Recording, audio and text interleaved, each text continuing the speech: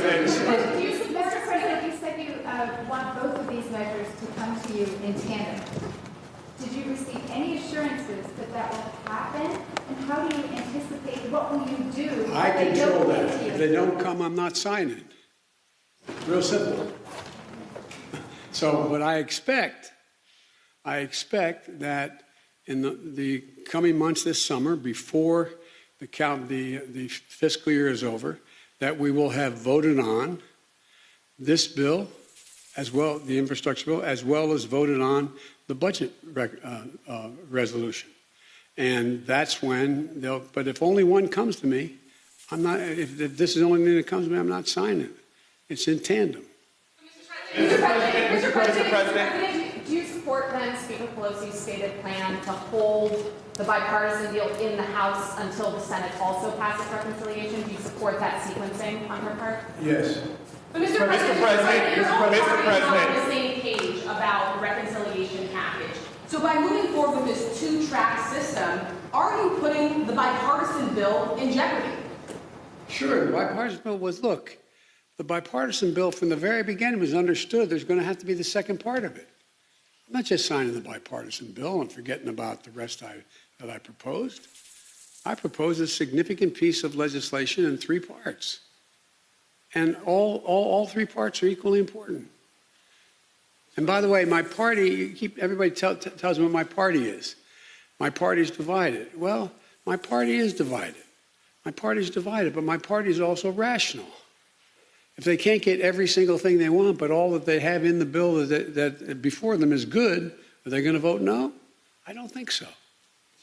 Yes. President, are you, 48 hours ago, it seemed like this deal was kind of in a rough place or didn't necessarily have a path forward. What clinched it? What changed the dynamic that you saw? And also, would you be willing to include a debt ceiling increase in either of the 2 vehicles you're talking about? There's probably going to have to be debt ceiling. Whether it's included in either of these bills is not relevant. It depends on what the leadership in the House and Senate thinks how they should proceed, number one. Number two, you notice I didn't have that bleak view you all had. You said 48 hours ago it didn't look good. It looked good to me 48 hours ago. Looked good to our team 48 hours ago. 72 hours ago it looked good too. Wasn't there yet. But you guys know me too well. I'm going to drive you crazy the next 4 years because I'm going to tell you the truth as I see it. I know the Senate and the House better than most of you know it. I've bet my whole life that's what I've done. Doesn't mean I'm going to turn out to be right all the time. But I'm not going to negotiate with the press while I'm negotiating and privately with my colleagues. And these are really tough decisions, Senator. I don't in any way dismiss what Senator Murphy says about the environment. Don't dismiss it at all. Just remind him, I wrote the bill on the environment. Why would I not be for it? The question is, how much can we get done? And the bottom line is, when all is said and done, does what you agree to preclude forever you getting the things you really want? Well, I'm not for that. I'm not going to vote for one of those deals. Secondly, do you get all of what you wanted and you come back and fight another day? I've been president about 150 days. I think we've done fairly well so far. Not because of me, but because the way the system works. So it's not, I mean, I know that doesn't answer any of your questions about, can you tell me when, how are you going to do it? I just feel that the best way to get a senator or a congressperson who supports the essence of what's already there, but says I don't have enough of what's there, of other things, the best way to get that message across is go to the constituents and say, here's what's on the table. Do you think your senator, your congressman should vote for that? So you campaign. The campaign doesn't stop. The partisan piece stops in terms of I'm against Charlie Smith or Harriet Wilson. But that doesn't stop. I mean, that stops. But what doesn't stop is the saying, it's like on a last example I'll give, I promise I won't do this to you again, but remember in 2018, everybody said, well, we're going to lose, the Democrats are going to lose, the House and Senate, they're not going to make, the House, not going to make gains. And I went into over 60 congressional districts. I didn't go after the individual congresspersons who were against making sure that we kept the Affordable Care Act. But I went to their constituents and said, the Affordable Care Act is really important. We had a large crowd show up and say, here's why I think you should do it. That's why if I were you, I'd take a look at what Charlie Smith says and Harriet Wilson says. He's for it, she's not, or she's for it, he's not. And guess what? We won, 40-some seats? So it's not just convincing this particular congressperson.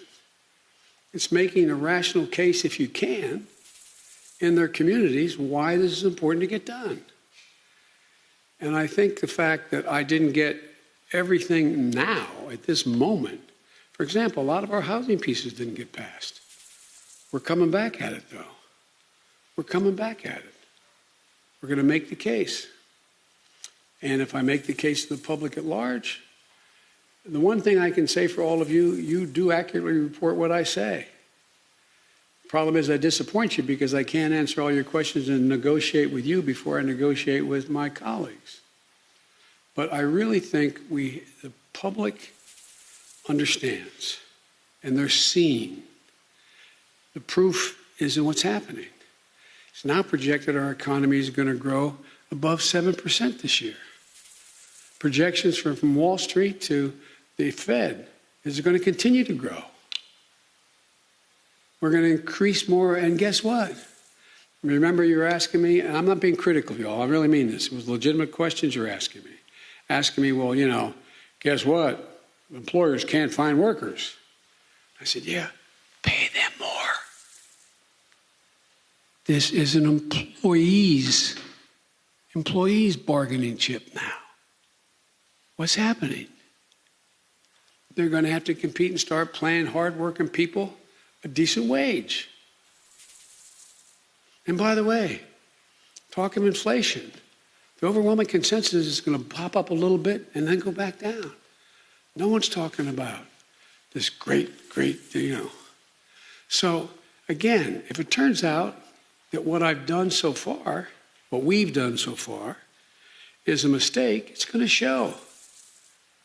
It's going to show the economy is not going to grow like it wasn't before. People aren't going to have jobs with increased pay like it was before. People are going to be out of work like it was before with no options. Unemployment's going to continue to climb instead of continue to go down. If that happens, then my policies didn't make a lot of sense. Shepard Smith here. Thanks for watching CNBC on YouTube.